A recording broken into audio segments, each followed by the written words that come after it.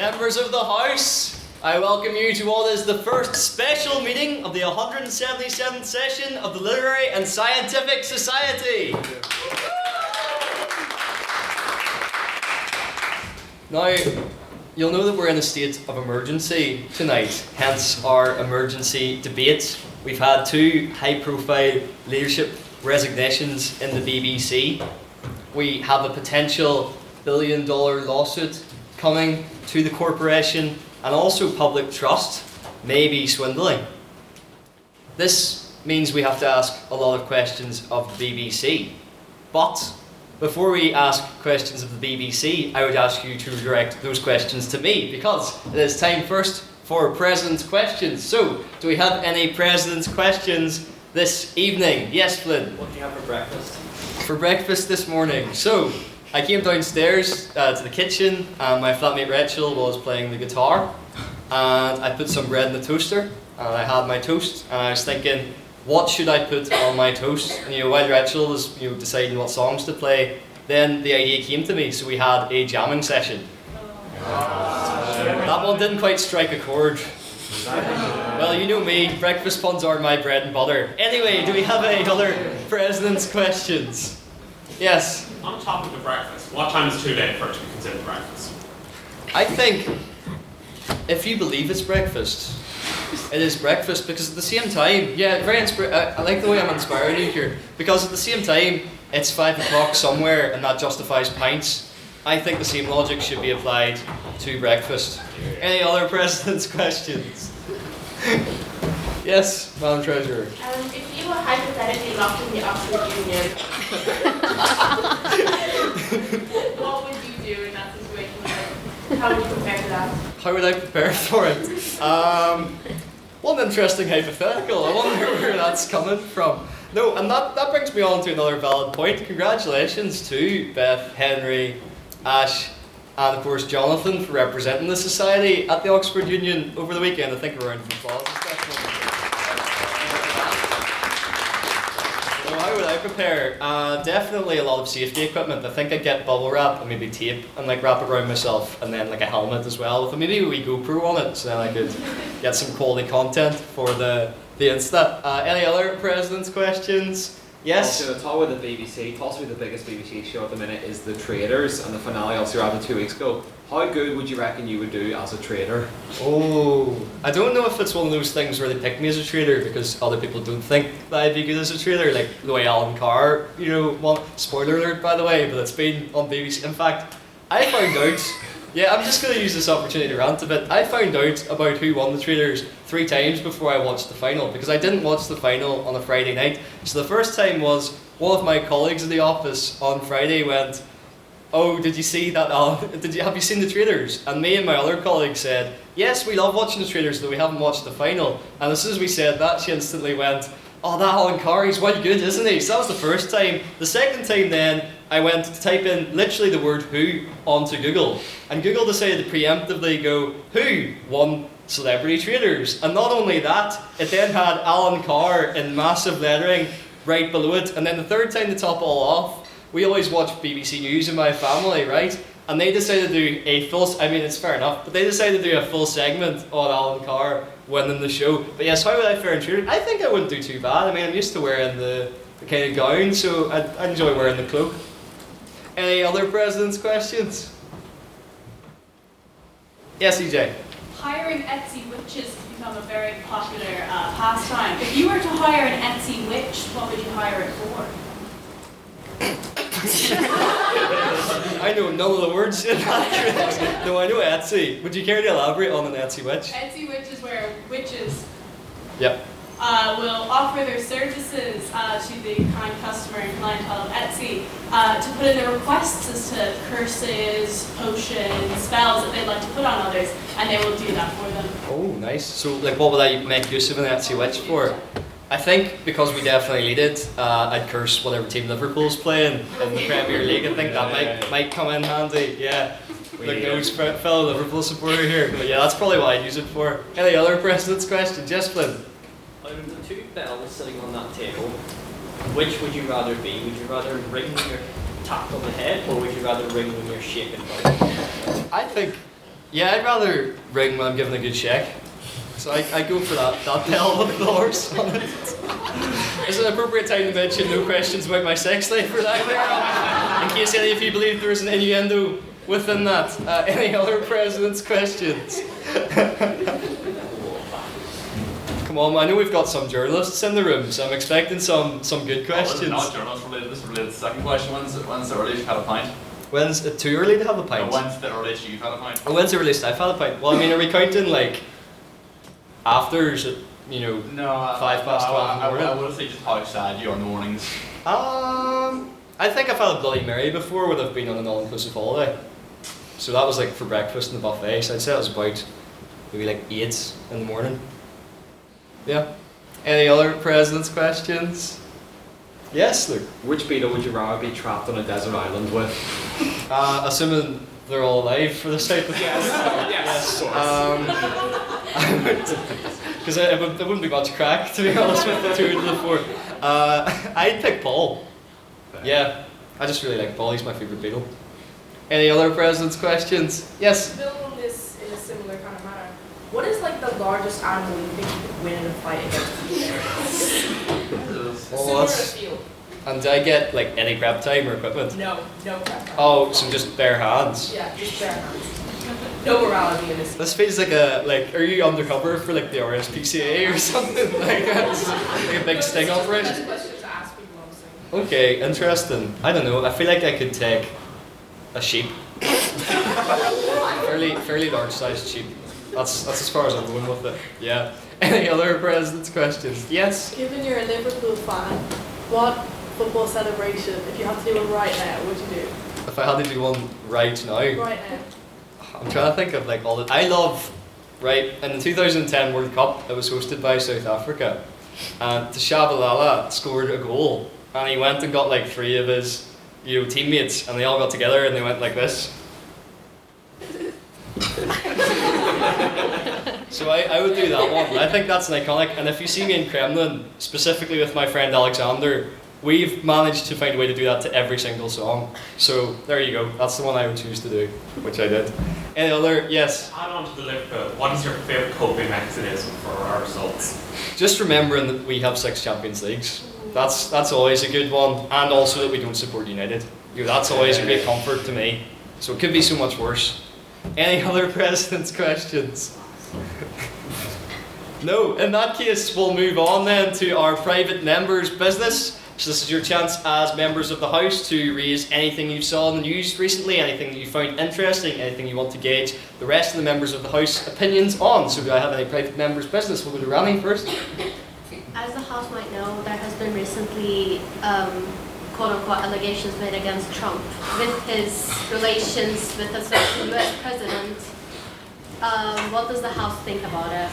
Yes, what does the House think about these recent allegations? Yes, I'm Luke. sure Hillary will be upset because technically she's lost to Donald Trump twice now. Presidency and his love. Okay, yes? The name of the president is also the name of Ghislaine Maxwell's horse, so it could be worse. Do we have one from up there? Yeah, I think like he had to keep calling out with Marjorie Taylor Greene. That's pretty funny. I think that they were just hanging out with somebody like that. Anyone else on like the infighting or about these allegations? Yes? I would just say it does make you question where he drew the inspiration for his landmark piece of legislation known as the Big Beautiful Bill. I will say as well, I've seen a lot of things resurface in the tweet that Hillary put out about her husband sleeping with the President of the United States after the 2016 election. It's a bit of an interesting one to resurface. Any other private members' business? Yes, Ibram? Yesterday, the UK announced that they're going to be toughening up asylum rules. Do you think these reforms will be enough? And do you think this is a play from Danish Social Democrats to make sure that their right-wing parties don't get more popular by applying some of their migration policies? Yeah, any thoughts on that, on those migration policies? Yeah, we'll go right. I feel like this obsession with asylum seekers and immigration in its whole has been has been the forefront of these entire government's actions and their reasoning for passing laws and stuff. But it kind of overshadows what actual positive change has been happening. But I will say it's becoming more and more like the future Farage runs. So that's kind of like a definite issue. Anyone else on that? We had one over here. There's no mistake that this is not a fight back against the far right. This is the far right's victory. I saw a tweet by Tommy Robinson earlier, so it was yesterday or the day before, where it went along the lines of like, Overton window shifted, good job Patriots. This is not, Labour Party's lost complete control of the narrative, and I used to believe they might be able to pull it out of the bag come 2029, but there's no hope in hell for them at the minute now. Yeah, thank you. Anyone else on that?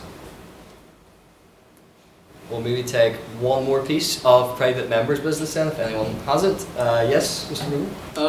Peter Mandelson was seen peeing against the wall in Notting Hill last week and had to issue another public apology. Does anybody think he can go any lower?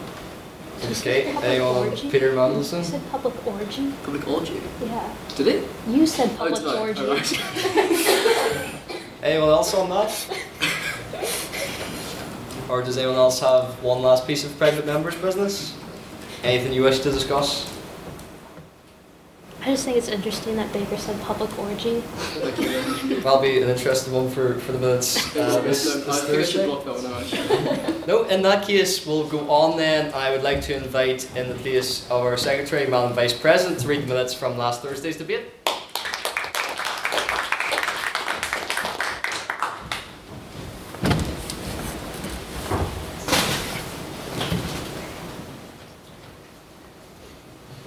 Last week, the House convened on the 11th of November for the 9th ordinary meeting of the session to debate the motion, "This House believes beauty is pain." First, as always, we had President's questions. EJ asked, "How do you respond to the rumors that you got a BBL?" Daniel answered, "Lucky you can't see my torso because there's a big Brazilian secret hiding there." Ash asked, "Who's your favorite mythical figure?" Daniel said Hermes. If you didn't know then, Daniel was a pre-runner in his youth, which he always talks about, but it's not really nothing to brag about. It's a running joke. Ha ha ha. Someone asked for Daniel's best mustache growth technique. He said he doesn't shave. I asked, "What'd you have for breakfast?" Daniel said, "Cornflakes cooked by Bethany, my full-time carer." I also asked why he shaved the rest of his beard. He said, "In order to look like a dodgy Frenchman." Jack Steele asked, "You look like you have had dirt on the top of your mouth." There was no response. Elliot Dickey asked, "What about this house would go to Turkey for a facial hair transplant?" Daniel said it's already on the term card for next November. Then we moved on to private members' business. Beth Lyndon brought up thoughts on the BBC executive resigning, whereas Daniel answered, "Emergency debate, Tuesday, 7 p.m. This House would defund the BBC. That's happening tonight, yay." Calvin Black asked, or proposed a motion to extend well wishes to ill people. That was seconded by Jack Steele and passed unanimously. EJ asked, Starbucks released a new barista cup. Should they be reserved or can employees buy them? Elliot Dickey said, "What's a barista cup?" Jack Steele rather enjoys some of the Starbucks coffees and had a nice gingerbread latte. This was surprising to all. Calvin Black said, or proposed a motion on whether Starbucks serves bad coffee. The motion was passed. Jack Steele said it tastes like Christmas and George Michael. He also said, "Thank you, Rosa, for backing him up." Phil Nugent said, "I don't like coffee." Someone asked, or questioned how many ingredients need to be replaced in coffee before it's no longer coffee. Baker wrote Theseus's coffee. I don't know what that means. Cormac asked, "What is matcha?" Stupid question, which prolonged our pain by 5 minutes. Then we had our vote on prior opinion. The proposition votes were at 27, and opposition votes were at 26. Abstentions were at 12. First proposition was Alicia Healy.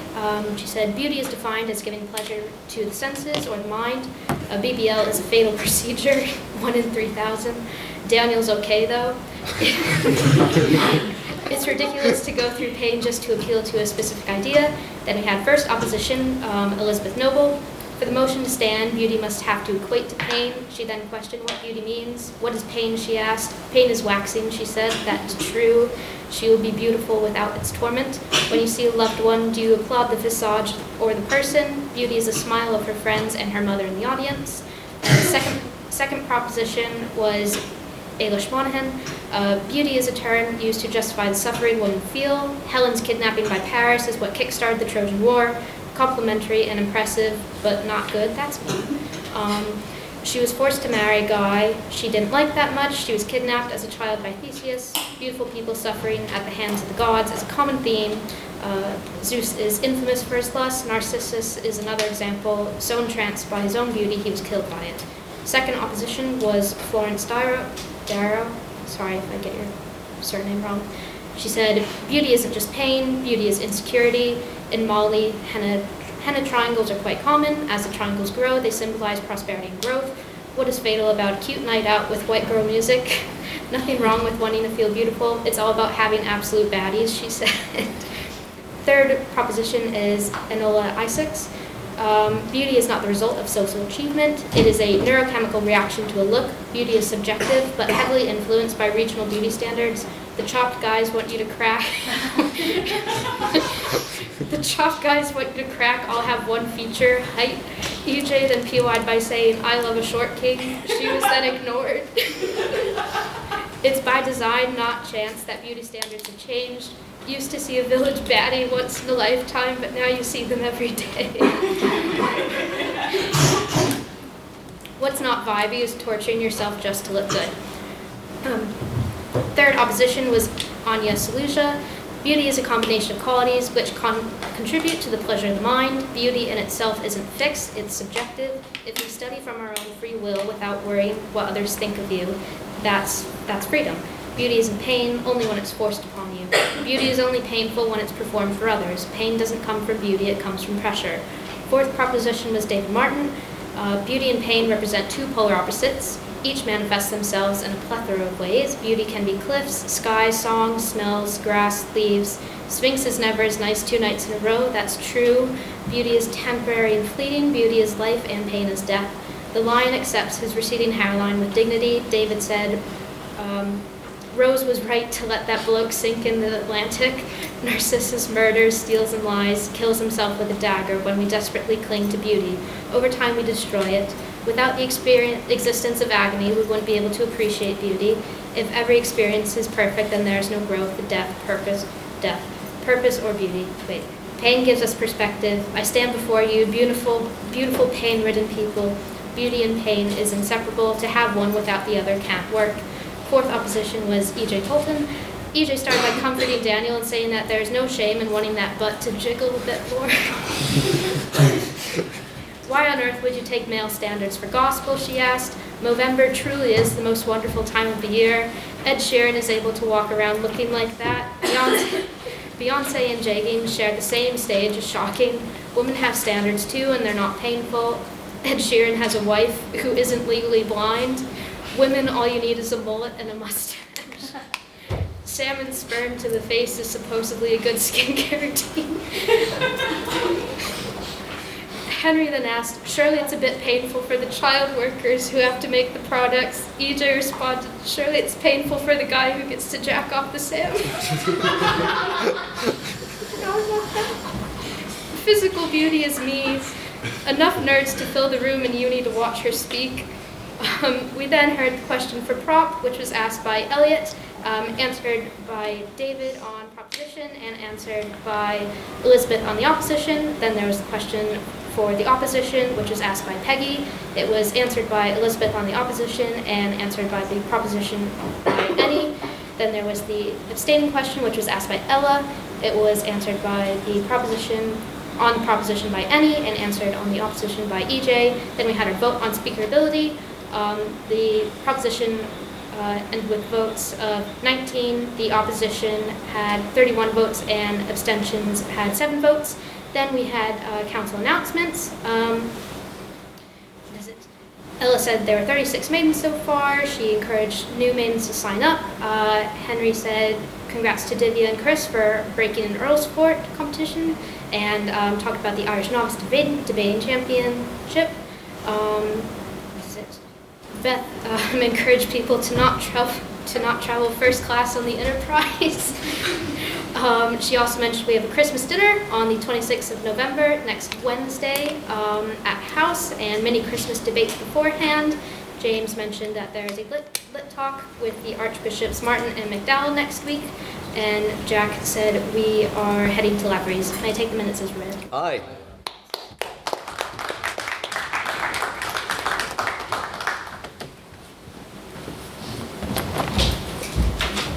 Thank you, Mr. Secretary, for writing those minutes, and Vice President for very eloquently delivering those minutes.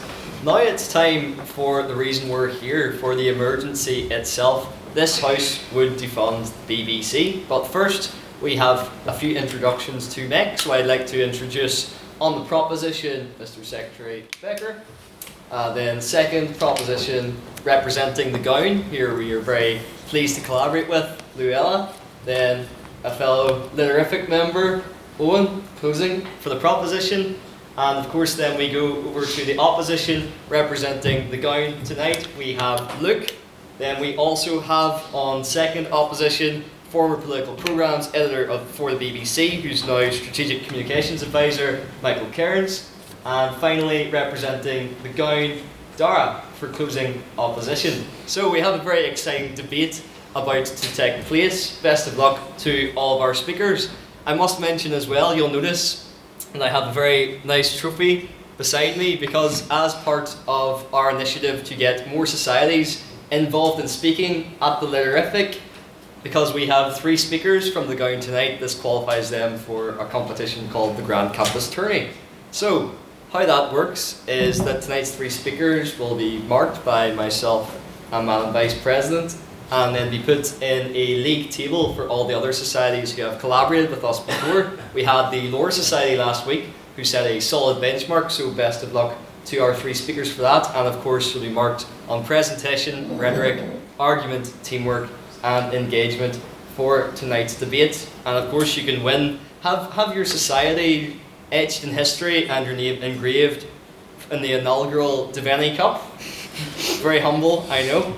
But without further ado, before we start our debate, we shall carry out the vote on prior opinion. So, can I have all those who would like to vote for the proposition on this House would defund the BBC? So if you believe you would defund the BBC, can you please raise your hands now?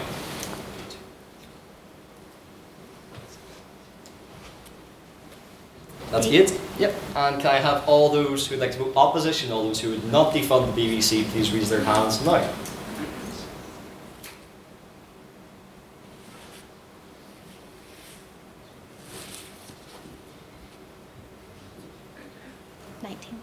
Yep. And then finally, can I have all those who would like to abstain on the motion, please raise their hands now? 10? Yeah, that's fine. Perfect. Madam Vice President, can I have the results? Oh, I didn't write them down. Sorry, Baker's written Yes, them down. with 8 votes for the proposition, 19 votes for the opposition, and 10 abstentions, the opposition carry and the motion falls.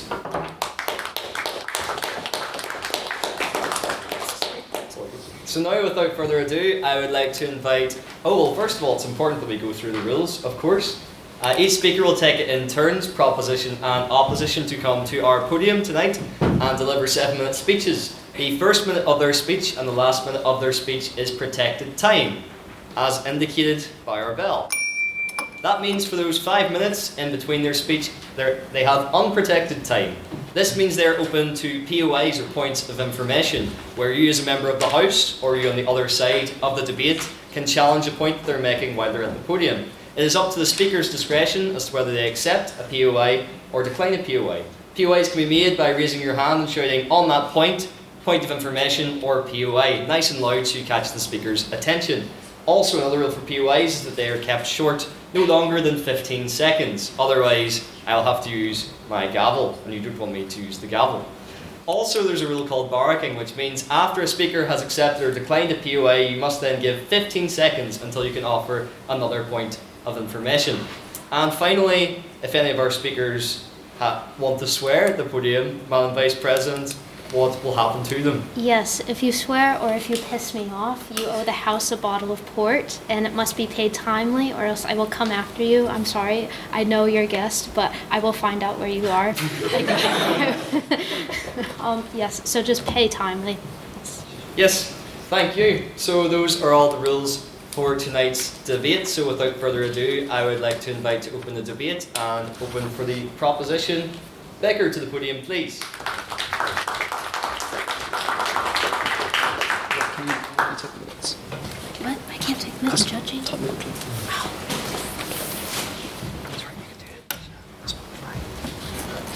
Thank you. Mr. President, members of the House, today we on the proposition are here to argue why we should defund the BBC. The BBC is, put simply, an antiquated model. The days of sitting huddled around the TV watching live shows is over. The idea that in order to watch that news coverage you've got to pay £174.50 is ridiculous, even if the content was top tier, which fortunately for us on the proposition it isn't top tier, as we'll get into. The UK Competition and Markets Authority define a working monopoly as anything over 25% of market share. And on average, over the past few months, the BBC has been raking in about 33% of market share. So why are we funding a monopoly and allowing it to dominate an entire sector when it's simply incapable of doing the job it was assigned to do in the first place? We pay for the BBC to produce impartial headlines for the general public, not for the BBC to be the centre of the headlines themselves. Even up to the 2010s, the BBC was a fantastic source of information, available to anyone around the world at the touch of a button. But in recent years, this has all changed. The advent of streaming services and online news sites has diminished the audience of the BBC, although it still maintains that 25% monopoly, and allowed viewers to seek other sources of information.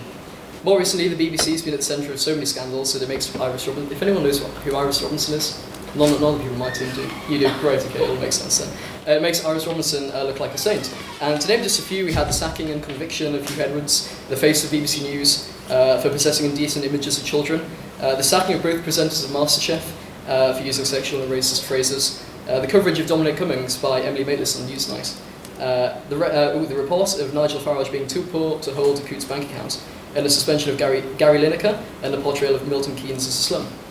Of course, this leaves out the latest scandal and the reason for this evening's emergency debate, which is the coverage of Donald Trump's speech during the Capitol riots. Now, this incident led firstly to the resignation of the Director General of the BBC, and then the resignation of the head of news herself. It also forced the BBC to issue yet another embarrassing public apology and admit that its editorial guidelines were once again not up to tier. And not only that, but now Donald Trump's threatening to sue them for between $1 to $5 billion, which the taxpayer would foot the bill if they were convicted of portraying him badly. In the unlikely event that any compensation is paid for this, then we would obviously charge the taxpayer. And leading on from that, there's renewed speculation that the entire BBC is institutionally biased. I'll rattle off like a few statistics which I think are quite interesting on the bias in the BBC. So bias by omission. Voices favouring Britain's exit from the EU have tended to be underrepresented on Radio 4's Today programme. From March 2004 to July 2015, there were 4,275 guest speakers on the EU themes, and just 3% of these were explicitly in favour of Britain's withdrawal from the EU. 7 in 10 of these speakers were from UK, and a third of these were Nigel Farage alone. During the official 2015 general election campaign, 25 business speakers discussed the EU referendum on the Today programme. Over 3/4 of these speakers saw the referendum as a worry or a threat to business, despite polling finding 2/3 of businesses back the holding of the referendum in the first place. Bias by selection is another type. In a sample of 976 separate editions of Radio 4's Thought for the Day, 167 included discussions on economics, business and finance.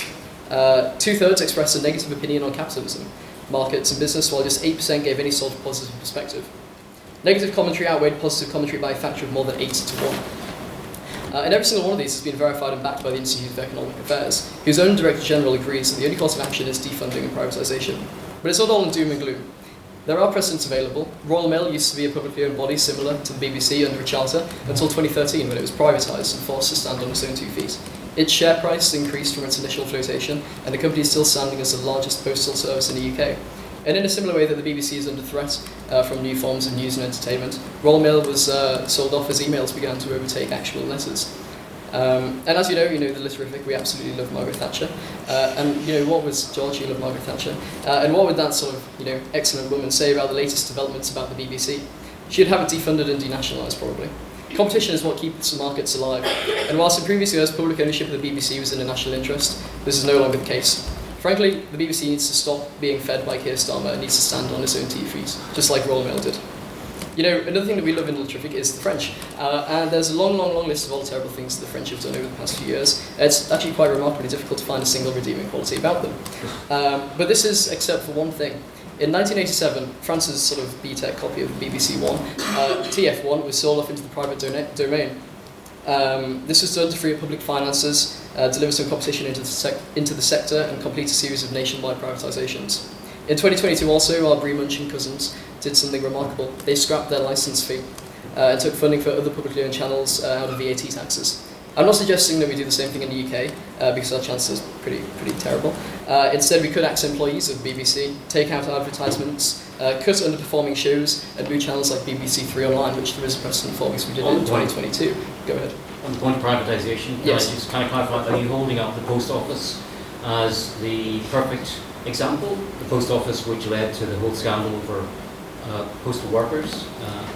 No, I'm speaking solely about Royal Mail here. The post office scandal was a terrible thing to come out of it, but the idea that the company Royal Mail is still standing perfectly strong. Its latest figures show that it's performing very well, and all we're saying is that the BBC could do something similar, could go along a similar route. Not all BBC needs to be privatised though. Obviously the entirety of Royal Mail was, but not all BBC needs to be.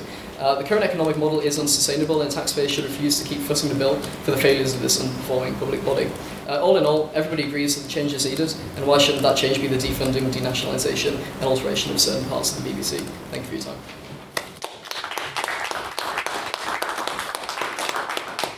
Thank you, Bakaer, for that very fine speech. I would now like to invite to open for the opposition. Look to the podium, please.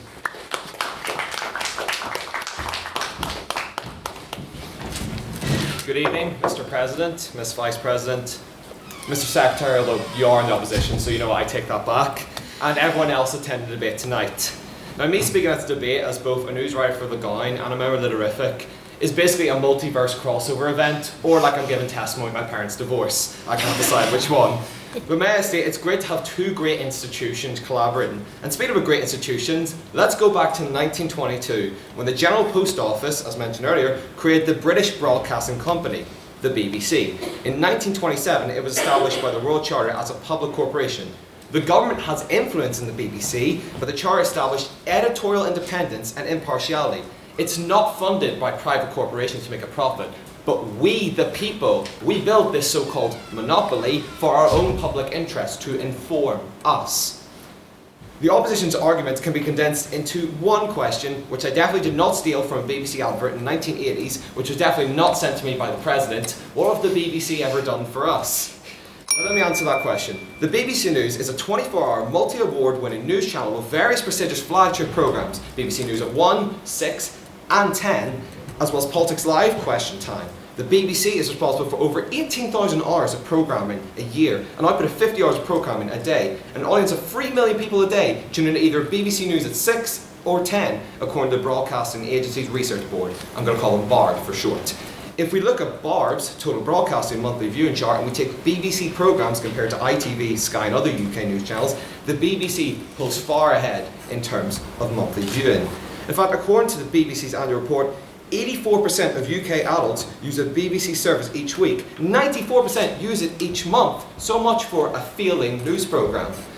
In fact, it was quoted last year, BBC News reaches 74% of the UK population each week, 68% each month. When asked which UK media provider offers the best fast-check, accurate and impartial reporting, 43% of participants in an Ipsos poll answered the BBC, compared to ITV, Channel 4, The Guardian, whatever else you can think of. In fact, research conducted by Tapestry Research found the BBC is the most trusted news organization in the world. 86% of the global population surveyed expressing trust in the BBC. 76% of the global population heard the BBC. 418 million people use the BBC worldwide service. So that makes the BBC Britain's most successful cultural export. More than Harry Potter, more than the Beatles, in fact more than that crap football team, Manchester United. The BBC News website is the largest news website on the planet, so they have been able to adapt to a digital age.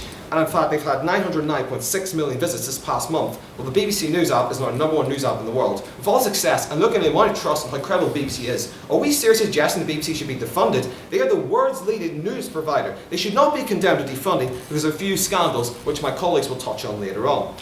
I haven't even touched on the BBC iPlayer. 4.5 billion hours were spent this previous year, gave users access to over 430 movies and around 1,000 TV shows. And not just any TV shows, we're talking about some of the best viewed TV shows of the last year. Take, for example, last year, when the BBC broke Christmas Day viewing records with the finale of Gavin and Stacey and a cinematic masterpiece, Wallace and Gromit, Vengeance Most Foul, receiving 20 million viewers each. The BBC also receives millions of viewers for flagship programmes such as Strictly Come Dancing, Killing Eve in terms of TV dramas, and of course the aforementioned The Traitors. 12 million people tuned in to see the finale, Daniel Devane not being one of them. Let's not forget the incredible shows made by the BBC which have become household names. Sherlock, Doctor Who, Lucifer, Blackadder, Only Fools and Horses. And in fact, even if you look more locally, the local police drama Blue Lights, which some of you may have heard of, has given a boost to the Northern Ireland economy by £20 million. The BBC has also moved with the times and made its first Gaelic programme, Antillen, the island. I don't know if I pronounced it correctly. Anyone who speaks Irish, correct me later on. These TV programmes show the importance of BBC funding to create high-end programmes that can actually be a benefit to the economy as well as provide top-quality entertainment. Now, as mentioned beforehand, TV licence currently costs £174.50. Sounds like a lot, but when you do the maths, it's £4.54 a month, which is £4.45 less than a premium Netflix subscription, and as I know, its direct opponent, ITVX, if you get it for free, you pay TV licence for it, and you have to pay £5 extra for no ads, whereas the BBC, you have to skip a little ad at the start. There's so much more I can mention. Obviously, we have the radio stations that are integral to British life, BBC Sounds, which is 2.6 billion plays this year, and BBC Bitesize, used by 83% of under 16-year-olds in the UK. Suggesting we defund the BBC, you are taking away something that many children are saying, taking something that many children value, saying their educational development is not worth it. Suggesting we defund the BBC is suggesting we defund an institution 7 out of 10 adults believe played an integral role in our lives. Think of the various events which the BBC has shown in the last year. The Olympics, the Euros final, which luckily England lost. The King's coronation, the general election, Eurovision, Glastonbury. The BBC are responsible for so many events which shape our lives, give us unforgettable experiences. In this century alone, they've been responsible for being one of the first news organisations to cover monumental breaking events. 9/11, 7/7, yeah, go ahead. So why do you want to fund it down to the public purse? Why can't we privatise it and make it fund itself? We're not saying scrap the BBC, like get rid of it entirely. I'm just saying why do we have to pay for it? Because it actually doesn't cost that much to the UK taxpayer. Now, the BBC makes roughly, it says here, about £5 billion a year, which sounds like a lot to all of us. Obviously, we're all students. But when it comes to actually like the corporate purse and government expenditure money, that's really not that much. I think you don't have to take it off the BBC, and there are other institutions we can look at defunding. The military, I'd say, would be the main thing. Obviously, we're not at war at the minute. Or raising corporate tax would be another suggestion. But as I mentioned, 9/11, 7/7, death of Queen Elizabeth, Boris first announcing lockdown restrictions, all these moments were broadcast nation and the world by the BBC. Suggesting defund it risks destroying the BBC's power to inform and inspire millions around the world. They've worked with various charitable organisations such as Children in Need, Conflict Relief, and Live Aid in 1985, the biggest charity concert of all time. How heartless would you have to be suggesting we should defund an organisation that has done so much good for those in need? All this makes it sound as if I'm being paid by the BBC. I wish. But it simply to paint a clear picture. Although the BBC isn't a perfect organisation, it is an essential part of our lives and plays a crucial role in British and worldwide journalism, entertainment and culture, a vital cornerstone of our society, a bastion of accuracy, independence, impartiality, and an impartial voice in a world where press freedom is at its lowest globally and disinformation has thrived. Now the BBC delivers on its 3 main goals of pursuing truth, with no agenda, backing the best homegrown storytelling and bringing people together. So, just to conclude, to answer the question of the opposition, apart from excellent drama, the National History Programme, sports coverage, news, current affairs, documentaries, consumer programme, series, films, Radio 1, Radio 2, Radio 3, Radio 4, children's television, science, comedy, alternative comedy, and music, what have the BBC ever done for us? Thank you.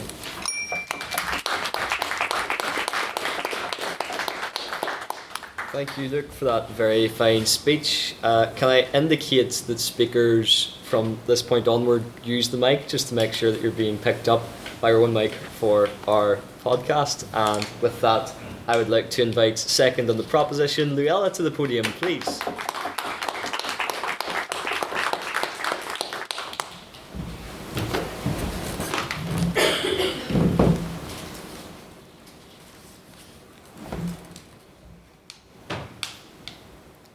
Ladies and gentlemen, we absolutely have to defund the BBC. Which means what exactly? We've already heard the current model does not work. So they could turn to advertising or become a subscription service. In my opinion, anything that means that the BBC has to compete for our attention, which could only breed better entertainment than being forced to watch Mrs. Brown's Boys on Christmas Day. The BBC has been a monumental feature of British entertainment for our entire lives, all the way from watching In the Night Garden and CBeebies, carrying us all the way to the rogue, low-budget reality shows we get on BBC Three. Not that I did not enjoy Lesbian Love Island. But the Beeb has had its time, and quite frankly, I'd rather have it earn its standings and fight for our attention. Because I'm pretty sure it would be losing against the world of streaming services if it weren't for the deep-rooted fear of the TV licensed man popping around to drag celebrity treaters away from you. The BBC has paid the wages of some icons, though. Gary Lineker and his £1.3 million salary for talking about football, which he threw down the drain like a tweet. Zoe Ball and Greg James get paid about $515,000 and $425,000 respectively for talking on the radio. And you could say the BBC has produced some, I guess, household names. The MasterChef host Greg Wallace, the BBC News presenter who gave us the solemn news of Queen Elizabeth II's death, Hugh Edwards, and The Repair Shop, I love that show. But it's a really great, heartwarming program, but remember Jay Blades? But anyway, let's talk about something a little bit more light and fun, the TV license. So we're probably all familiar with that little pop-up you get when you're trying to drop in on Strictly, and iPlayer says, do you have a TV license? And your options are either to lie and say, yes, of course I have one, which you're not asked to prove, or you can go ahead and click on the option that says, no, I don't have one. And you get the digital equivalent of a little slap on the wrist and go on, you can watch it anyway, I won't tell. But they will come and find you eventually. It's all deliberately too confusing though, because the BBC want to trip you up. I can watch TV in my kitchen, but not in my room. But if I watch it on my laptop, I can't go live. But then if I need to plug it into charge, I then can't watch TV. Sorry, James. Yes. Anyway, I'm sure they're going to catch me soon. So, the problem with the BBC, though, is the importance of impartiality. The left think they're evil slaves of the right wing, and the right think they're woke nonsense and feel personally victimised by RuPaul's Drag Race. This recent scandal that we've heard about, though, might finally put it to rest, because slagging off your impartiality rules to go head-to-head with the President of the United States, it might be a little bit far and a little bit expensive. On that point, go ahead. So there's an app used called Groundbreaking, which determines how left or right a news organisation is. They put BBC right in the centre, which is what they're claiming to do. So your point being they're biased towards either side, they're not. They're saying what they're literally doing. Yeah, no, I think my point is the perceived bias from either side, and it becomes very competitive. And also it's the difference between the bias of BBC News and then the bias of their programming, because a lot of people would say that there's a lot of like woke things or a lot of left-wing appeal in dramatised programmes. But the thing is, the BBC has made some pretty big mistakes. And I feel like if Netflix was coming even close to this level of scandal and producing absolute tosh most of the time with the money it makes, we would stop paying. The standard ad-free Netflix subscription now works to be around $150 per year, and as we've heard, the BBC want $175 a year. To make genuinely our Sunday entertainment choice is between an episode of Top Gear that was first aired in 2013 or 45 minutes of Strictly Results Show that we're meant to pretend we don't know was filmed the night before anyway. And most of that programme is time-filling VTs. It's Shirley Ballas hitting on young male celebrities and Craig getting booed. So we're really talking about quality here. And Tess and Claudia get apparently 150 grand for that, but meanwhile, the BBC can't give a jackpot of more than 750 quid on Pointless. So whoever did the budgeting there, I don't really trust them with my money. Despite the BBC being a bit of rubbish for the most part on the television front, we're not trying to eradicate it, that's not what we're here to say. We just think that the Beeb needs a bit of a reset, and what better than a couple of high-profile resignations to spark the overhaul it needs. A broadcasting service needs to be able to be held accountable, And, I see all the time people on X say, this is a load of nonsense, I'm going to stop paying my TV license. How often do they actually do that? They just say it. And that's why the BBC gets away with everything. This debate is asking us to hold a big corporation accountable and make it earn our viewership, our respect, and our money. It's not a question of sending it to get buried in the TV guide between QVC and Film 4. We just want to change the funding model, because if they want us to believe it's worth paying the money, they need to prove it. So let us on the proposition convince you the BBC has had its time, but now needs to be defunded. And thank you very much. I'm going to finish there so I can make it home to watch Celebrity MasterChef.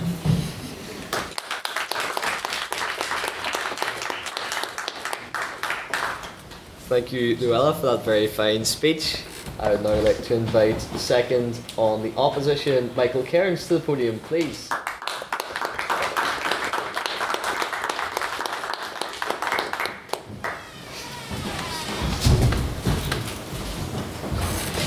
Before I start, can I just say I really wish I'd been here last month. It sounded like a blast according to those minutes. And thanks for having me this evening. It's a pleasure to be here. So, I'll kick off. I oppose the motion as it's based on a knee-jerk reaction which would lead to an historic loss of an institution underpinning UK society.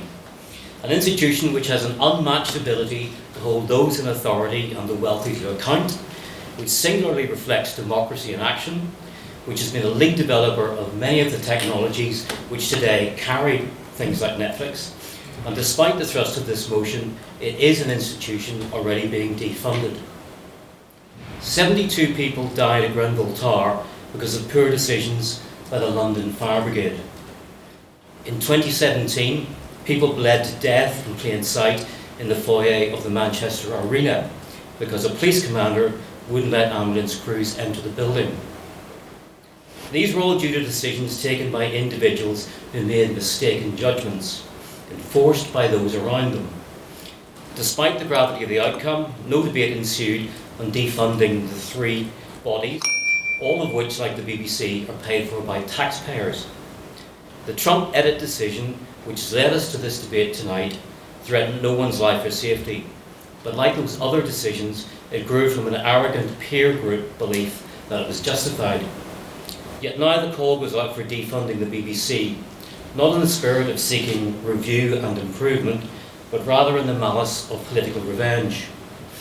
If you throw out the funding bathwater, what goes with it are the babies like Panorama, which has challenged the establishment in recent years in programmes like I Saw War Crimes, which for the first time exposed the SAS activity in Afghanistan.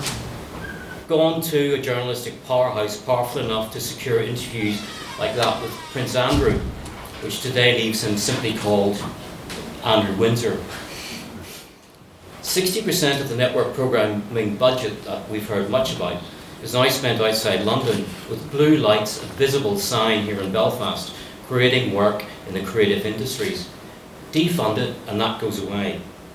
The democratic institutions of the UK are underpinned by the visibility the BBC gives them. Only the BBC covers politics in the depth that it does in Edinburgh, Cardiff, Belfast and Westminster. There's no substitute in journalism for first-hand witness reporting, and having people from the one news organisation in the world's capitals ensures what you hear is genuinely observed and not government spin. Supporting reporters like Lise Doucette, Jeremy Bowen and Veronica Guerin and their brave camera journalists is highly dangerous and expensive work. Having rolling staff on site in Ukraine is also very expensive. Defund the BBC and this goes away. The public funding of the BBC also allows it to challenge those who use the courts, either to gag the media or to undermine journalistic freedoms. In my time at the BBC in Belfast, we were looked to by all the other media outlets to challenge blatantly wrong attempts from either the police to seize material, like tapes, or to prevent the rich from having their names protected by anonymity orders, something which happened frequently in this particular postcode. Defund the BBC, and no one will either care enough or have enough money to take these stands. All of what I described now is becoming harder to justify in cash spend terms due to the rolling defunding of the BBC, a development which our motion proposers seem to be oblivious to. Conservative Party decisions to pull funding from the World Service and then block inflationary rises in the licence fee is forcing the BBC to make savings of £700 million by 2028. So far, that's led to 1,100 people going out the door. All of that has led to an environment in which issues like the disastrous edit of the Trump's Capitol Hill speech happened. An environment where top management takes its eye off what is going on in its flagship current affairs programme. An environment where Newsnight is cut to being a discussion programme. An environment where the board is so scared of the Treasury that it chooses to bury problems. The fact is that if you choose to defund tonight and vote for this, you choose to leave the information field to those who can pay for it. Do you really want the BBC to be split up and bought like a Premier League football club? So let's get to the uncomfortable elephant in the room here. Those of you who vote to defund or fatally wound the BBC are getting into bed with a very distasteful partner, President Donald Trump. In his executive order defunding the US equivalents of the BBC, PBS and NPR, Trump had this to say: "What matters here is that neither entity presents a fair, accurate or unbiased portrayal of current events to tax-paying citizens." With his signature, Trump used his executive power to kill off the only non-partisan, non-investor accountable broadcasting outfits in the States because he wanted to silence them. If you support the defunding of the BBC, your motives may be different, perhaps, but the result will be the same. You will note I have not built a case this evening around the licence fee. My case is around the need to adequately fund the BBC somehow. How that is done is for another debate, but defunding it now is not the answer. I urge you to reject the motion.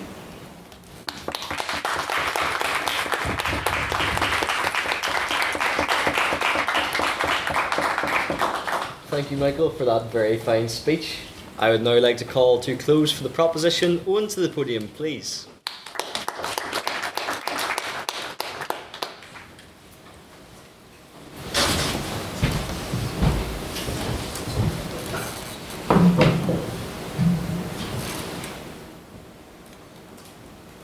Carja, it's wonderful to be speaking to you all again so soon after the last one.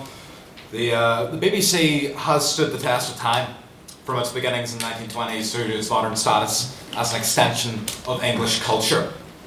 It's faced world wars and threats of nuclear holocaust.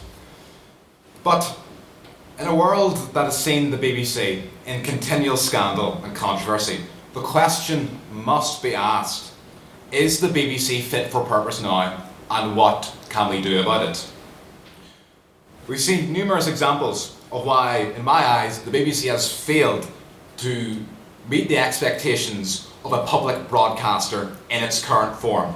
From the rumours of geo-blocking the 26 counties after the BBC was found to have libelled the former Uachtaráin Sinn Féin Gerry Adams, to this week's biggest story about Trump not being about the uncovering of his relationship either with President Bill Clinton or Ghislaine Maxwell's horse, but in fact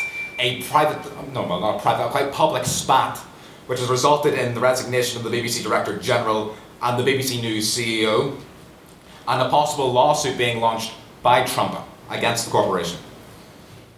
However, the BBC has continually been a mouthpiece for the British government throughout history, when they have needed to gather support for controversial measures such as foreign wars or just general horrific policy. In the conflict of the North, the BBC routinely faced pressure from the Heath and Thatcher governments to cover up critical and massive details about this period in our country's history.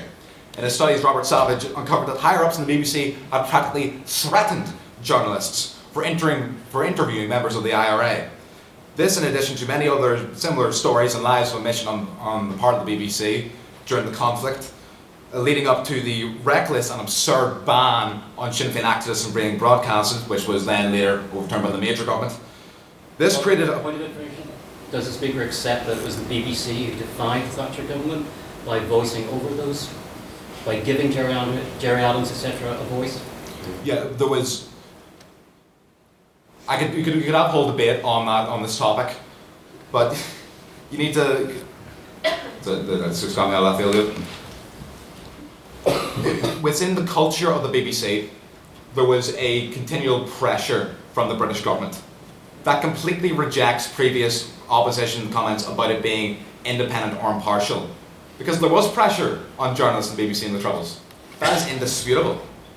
And issues with the BBC don't just end in this part of the world. In the lead up to the Iraq War, the BBC continually acted as a mouthpiece for the Blair government.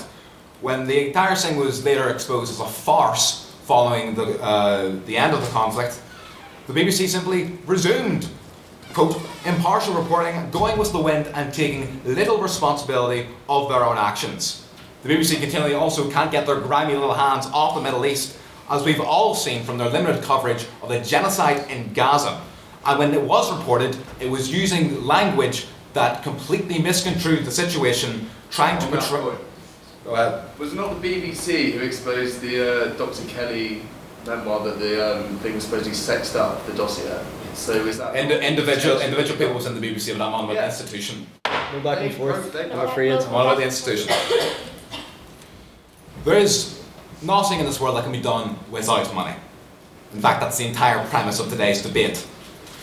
BBC's budget, as far as I can find, is about £5 billion. About 60% of that comes from the television licence. As you all know, as has been previously discussed on both sides, was a flat fee of £174.50 for colour TV, or if you still choose, £58, 50p for anyone still using black and white TV.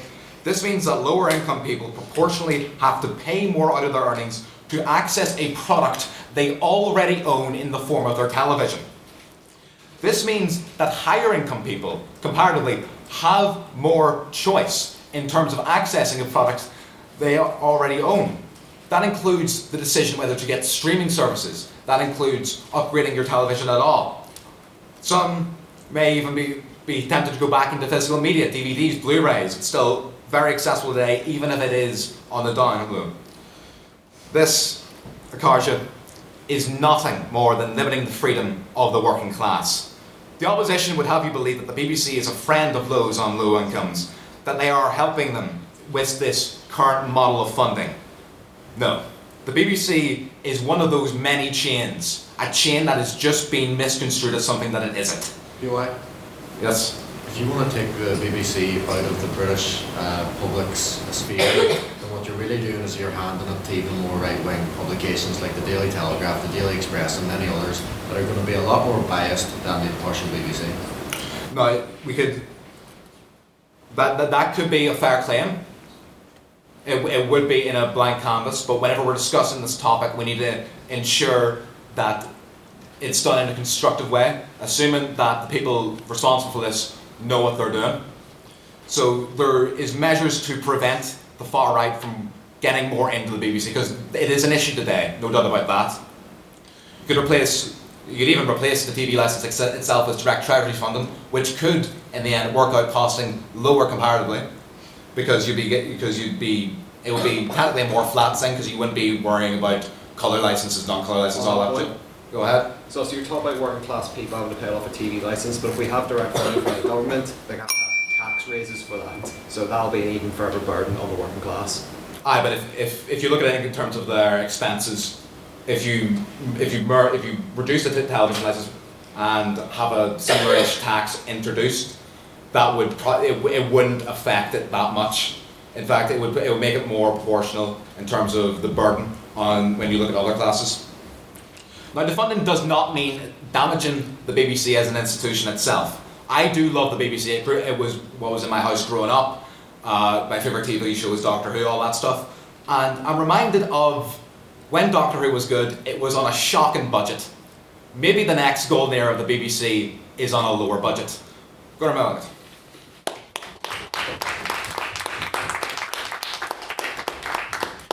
Thank you, Eoin, for that very fine speech. And now to close for the opposition and the debate itself, I would like to invite Dáire to the podium, please.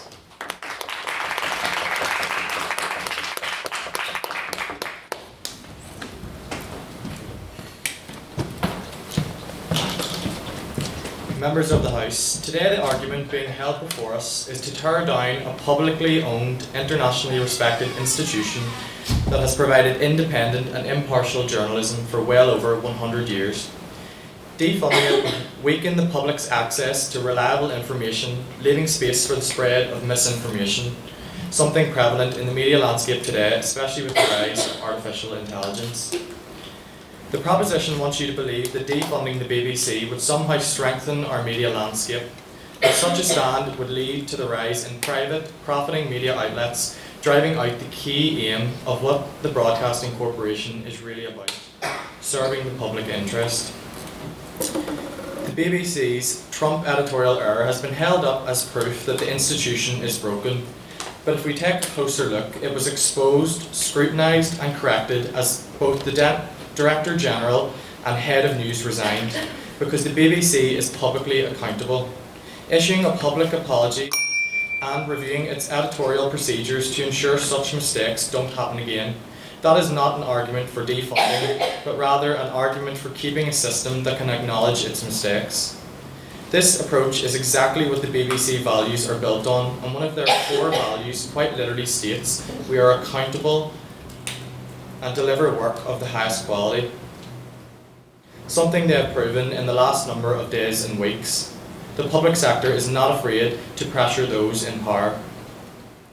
The US President Donald Trump is well within his right to criticise the BBC over a speech that involved an assassination of his character. However, Trump has a historical pattern of discrediting the media and a long-standing strategy of calling out fake news, especially when reporting is negative about him.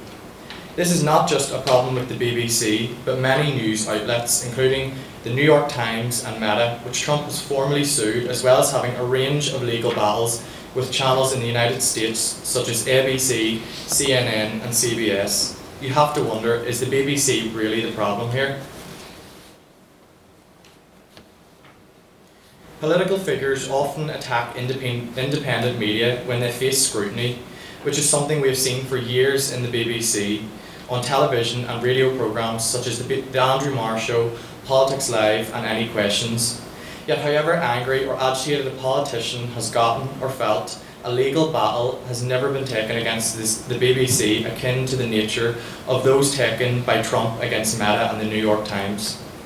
It's never a dull day with Donald Trump in office, as we know, and his latest possible lawsuit against the BBC in Florida is not just about justice, it's about deflection.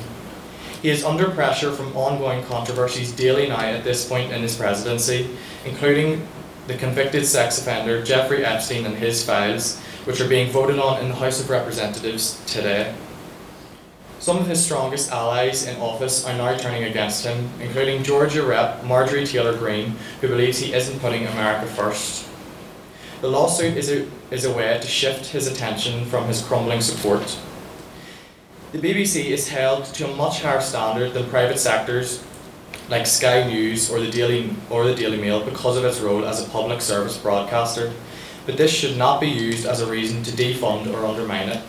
Being held to these standards is in fact the reason the outlet should be supported, as it is forced to maintain accuracy, fairness and accountability in a way that other media sources are not compelled to do.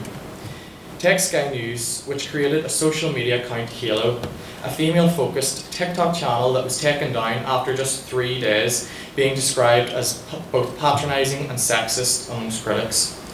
The public response and coverage of this mistake was far less intense than what the BBC has had to endure for the Trump editing era. Similarly is the Daily Mail's history of misinformation and publishing false stories over the years. This news outlet has faced multiple legal challenges for defamation and inaccuracies of many individuals over the years, including Prince Harry and Elton John, to name a few, whose lives have been seriously impacted by the newspaper's reporting, yet it is still standing all these years later. How could the BBC expect to survive this level of scrutiny if it was conducting similar articles and accusations? As a public sector, it wouldn't, which is why years of strongly impartial journalism and reporting of the world's biggest stories from the corporation cannot be tarnished over a single isolated mistake. The BBC is not just a political broadcaster, but a cultural cornerstone that educates our children, entertains our families, and unites communities across the nation and beyond. The service provides radio and television to a weekly audience of 453 million people and reaches 94% of UK adults every month.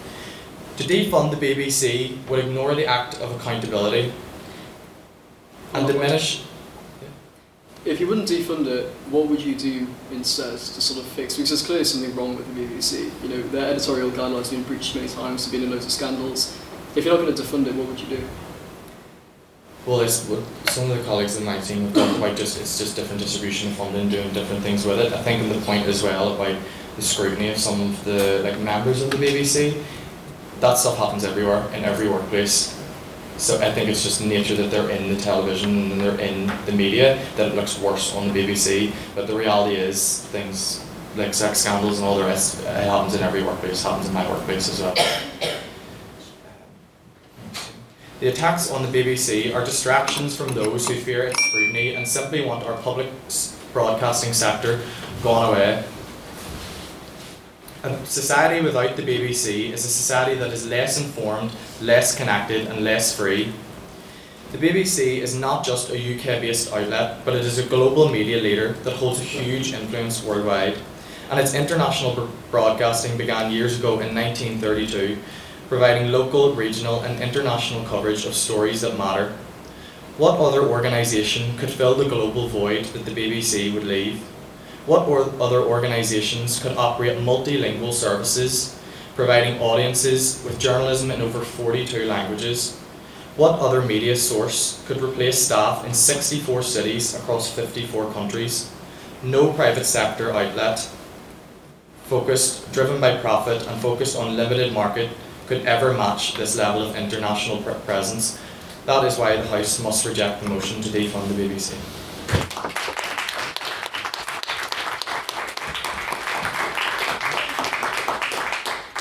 Thank you, Dáire, for that very fine speech.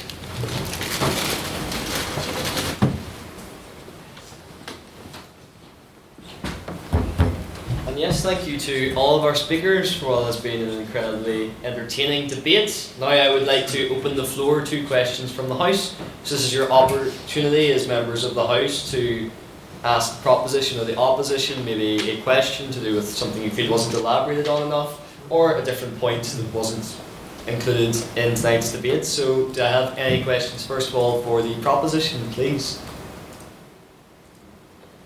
Yep. The proposition said that when it was the individual that exposed Dr. David Kelly saying that the BBC that the Blair government has sexed up the document, it was the individual. But when it's the individual that edits Trump's speech together, it's the institution. So what is it? Which one? Would someone from the proposition like to respond?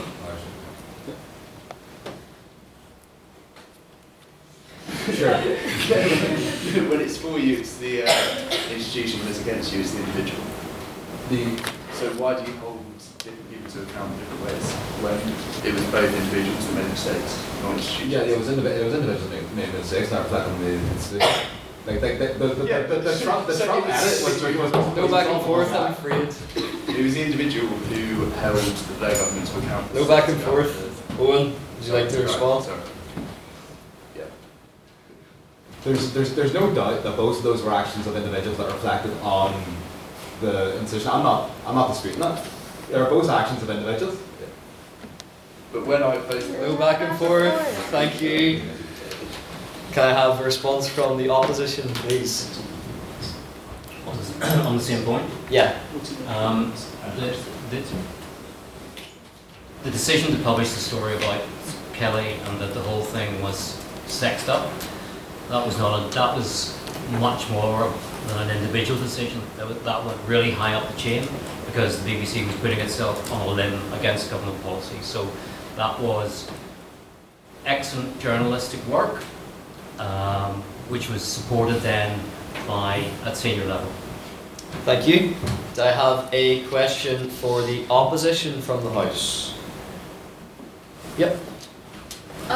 You guys talk about the BBC being impartial, but in this past Glastonbury, BBC decided to not live stream kneecap's performance due to high risk, wouldn't you think that's censorship and that a lot of people on the right didn't want to see being streamed on a public broadcast? Would someone from the opposition care to respond? I'll respond to that. So obviously, Kneecap, obviously we all like Kneecap because they make great music, and they had to censor them thing because of what they said. I think it was less about what they were saying and more a case of the fact that they were undercharged at the minute. I think Bakaer has been undercharged at the minute for it's inciting. I think the charge itself is inciting terrorism because he also did Hezbollah flag. So I think it was less about what they were actually saying and their actual music, but more or less a case of because he's a charged individual and that affects the band as a whole, they had to censor some parts. Now obviously they messed up the live stream itself, but the decision to actually censor it was more to do with the fact that they were being charged by a British court and less to do with personal opinion. Obviously the BBC doesn't really take an opinion on that. Thank you. Would someone from the proposition care to respond? Yes. Yeah, I would say that they didn't go far enough. I would say that another institutional failing of the BBC is that they got an alert that it was a high, not only the Kneecap one, but sort of it was like a rock duo or something. Bob someone. Bob Dylan. That's one, yeah. And they got an alert saying that was going to be a particularly high risk performance, and they decided to sort of completely ignore that, and then they aired it in full, and then they got a load of, I can't swear, but they got a load of bad press for it basically. So I'd say that there needs to be more on the ball when it comes to the editorial censorship. Thank you. I noticed we had other hands up, so I'm happy to roll around another question for the proposition if anyone has one. Yep. There was a lot of talk, well not for Bacon, but the other two, about working class people, and the cost benefit of defunding, making the BBC private versus not making it private.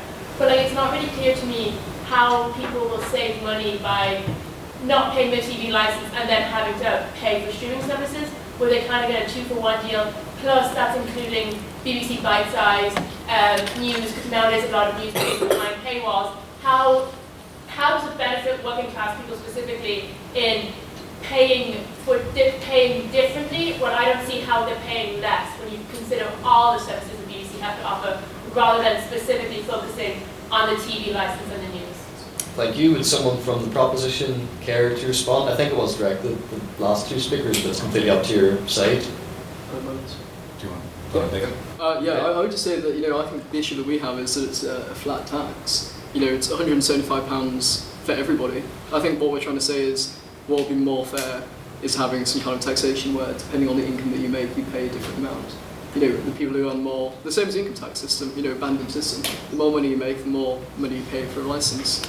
The less you make, the less. We're saying that the issue is that it's a flat tax at everybody, so the people who have more money are better off than the people who have less. It makes up a higher percentage of their income. Thank you. Would someone from the opposition care to respond? I'm going to use a trigger word for people in this room.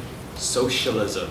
So basically the whole idea of the BBC is that everyone pays the exact same price. Now obviously people will say, okay, well that's not fair for the working class things, but as Beth pointed out earlier, a lot of newspapers are behind a paywall nowadays. So say a lot of newspapers where like New York Times, I'll use for example, we can only have one free article and then you have to pay again afterwards. So the whole deal with the BBC is, well yes, £14.50 a month, which as I said, if you bring the cost down, that's how much it is.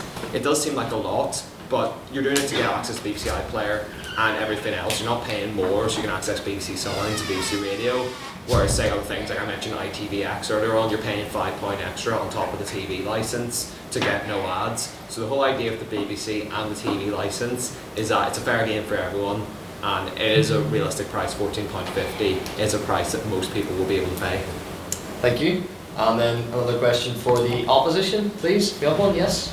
Yeah, so the last speaker there did make mention of the fact that, the bad actors, as we would call them, of the Hugh Edwards of the world, they're just, a lot's made about them because they're in the public eye, but that's not the case.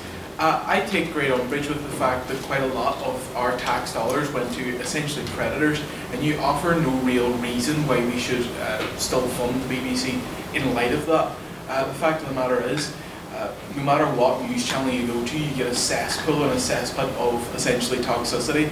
With the BBC, I have it coming out of my tax dollars. I don't see how that's cricket. I don't want to support that. Thank you. Would someone from the opposition care to respond? What's the heart of your question? So I'm asking why we should continue to fund essentially a company that can do a background check, it seems, with the amount of people that are ousted for terrible things on. A number of those programs, Hugh Edwards is a different case, right? But the others were working for indies, and it was up to them to do the background checks. And the reason they're working for indies is because the BBC has been so defunded at this point that it can't make its own programs. It has to go out to the market and do it cheaply. So the HR responsibility lies with those people who are not under BBC supervision, as in, are they, do they have doubtful backgrounds or not?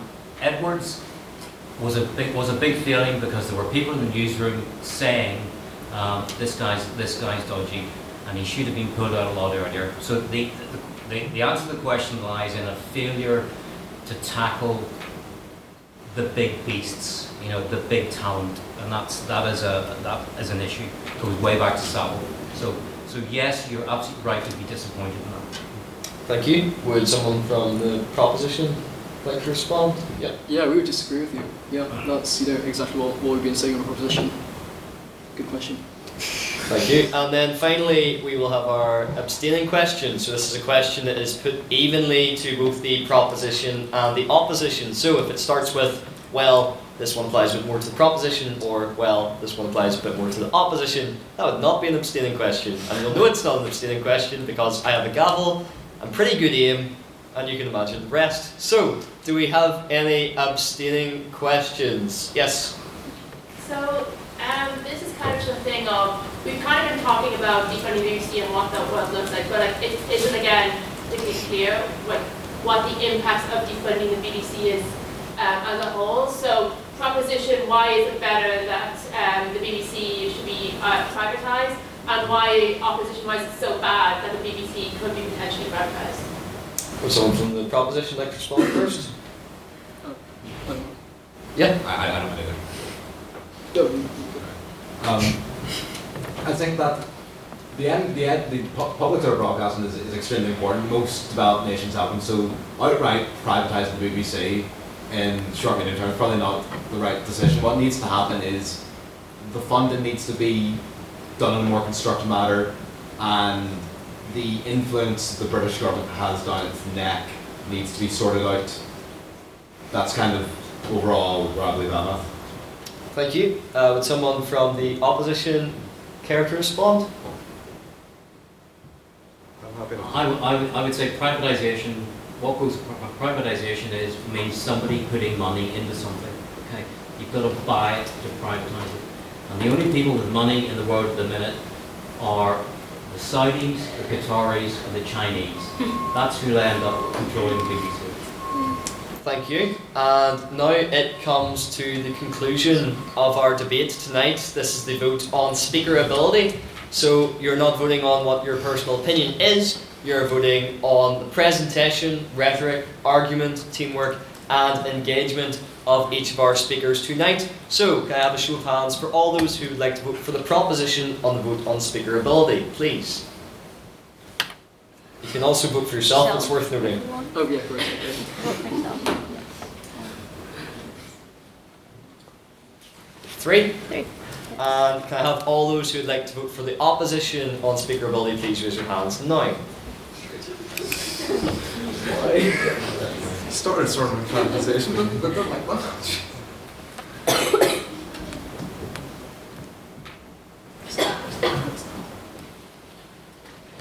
$30? 30. Yep. And can I have all those who would like to abstain from the vote on speaker ability to raise their hands now? 3. Trace. Madam Vice President, can I have the results from the vote on speaker ability, please? Yes, with 3 votes for the proposition, 30 votes for the opposition, and 3 abstentions, the motion falls and the opposition takes.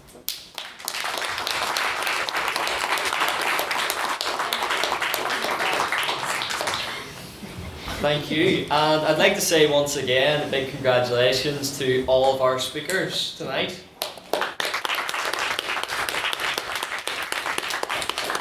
It was our pleasure to host this debate in collaboration with the Gown. It's great to see so many Gown members here. I'd like to also highlight the strong performances of the three speakers we had representing the Gown tonight, especially Dáire, because it was his main speech as well, so congratulations to you three.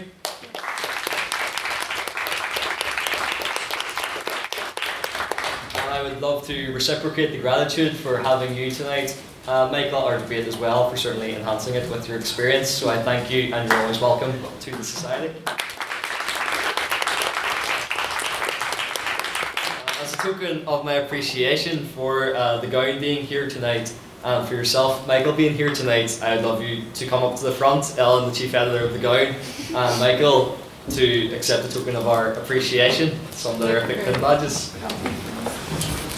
Okay.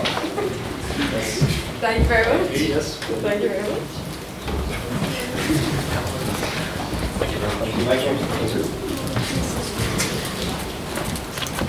I think it's safe to say as well that the Gown have certainly put themselves in contention for the Defend Cup. And just to reiterate again, for those of you, because I know that a lot of our members in the Lerific are very active in other societies too and wear many hats. So if you want to take part in the Grand Campus Tourney, all you need to do is contact us via our Instagram or via the presidential email account. You can even choose the motion that you wish to speak on. It doesn't have to be one of the motions on our term card, though you're more than welcome to collaborate with us on one of our term card motions too. All we require from you are 3 speakers. They don't necessarily have to be all on the same side as tonight demonstrated, with Luelle on this side and with Luke and Dáire on the other side. And then we will mark you and put you in the league table to see who will win the inaugural competition of the Grand Campus Tourney. So please get involved. We've got a lot of other societies who are interested, so it would be great to have you guys involved and bring more societies to the oldest society on Queen's, which is of course the Lerific.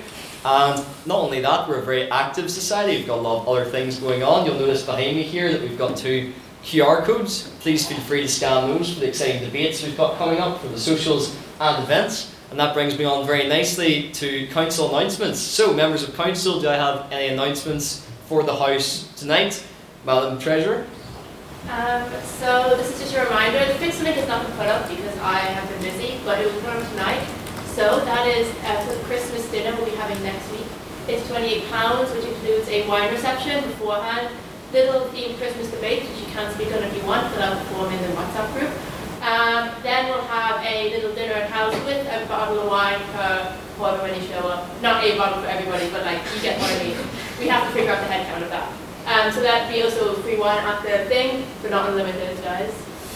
Never pay Irish, never let the Irish get unlimited wine. So, and then afterwards, afters, which will be probably in Kremlin, a little big tradition. So yeah, do that, and then also the external isn't here, so I will be doing that at Henry. But we have a BP spar tomorrow.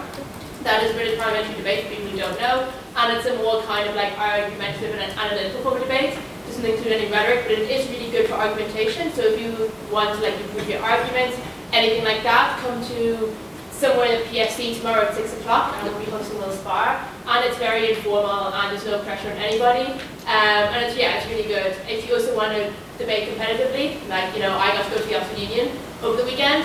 That was really fun. I did not get the grace to go to Oxford, so it was my one chance to do it, and it could be your one chance to do that if you decide to improve on it, because let's just say there's no competition for any spots. So if you show up to it, you are pretty much guaranteed to get sent to somewhere, including Irish novices as well, and Durham, because I'll feel a little better right now. But if you want to go to Durham or Irish novices as well, come to the spar tomorrow, and we can hopefully send you down. Irish novices will be in Dublin. Durham is of course in Durham. So yeah.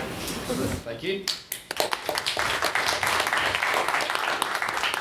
Yes, I would second both of those. We'll be sure to have some festive fun next Wednesday, so that'll be great, and some festive themed debates, of course, as well. We've also a very kind donation of some more bevs from President Emeritus Black. So that'll be great fun to come to the Christmas party. Please come along to that. And of course the BP competitions, I can attest to. It's great experience, it's great to improve your argument, and there's so many opportunities for different places you can go and travel to take part. And also they host a pretty decent social too. So I recommend both of those things. Thank you, Madam Treasurer. Mr. Secretary? Yeah, I would just say, if you're contributing to a question or private member's business or president's questions, just sort of say your name at the start. Just your first name is fine. so I can actually figure out who said what, because I can't do it over the podcast. Thank you. Do we have any other council announcements?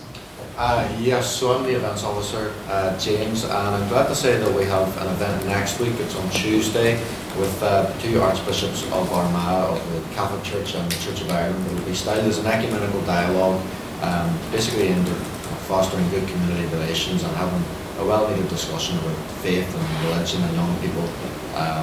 If you don't care at all about that, please still come. It will be engaging, and if you want to give them tough questions, then surely you can. So that's all from me. Thank you. Thank you. Madam Vice President. Yes, so at the end of every debate, I give feedback for all speakers. So if you would like feedback at the end, please come to me. Absolutely. Yes, and finally, our social officer is not here, but he would want me to say Internal. that, oh yes, Yeah. also for internal, we have the Godkin Yes, the Godkin is tomorrow. So that's our Thursday. Oh yes, Thursday. That's right. I just pulled a Luke there, didn't I? Sorry. But anyways, the Godkin competition is Thursday. So please come. It'll be in the Senate room. Yep. Yes. So it'll be in the Senate room. It'll be nice. If you haven't been in the Senate room, just come along to see what it's like. It'll be fun. Yeah. Yes, I agree. And the stakes are high. We have the Godkin Cup for the Godkin Newcomers competition, and they've all qualified for this too in a very heated semi-final. So it'll be sure to be a very contagious and very contesting debate and a very exciting debate. So please come along to that on Thursday. It'll be great fun, a nice competitive atmosphere, and we'll see who will get their name engraved on the Godkin trophy. Finally, as Mr. Social would want me to say, we are not just an academic society, we're not just one of the most active societies on campus, we're also very much a social society. We don't leave here tonight and all go our separate ways. So tonight I would love for you to come, and I firmly invite you to join us in Spoons tonight for a lovely social. Spoons. Yes.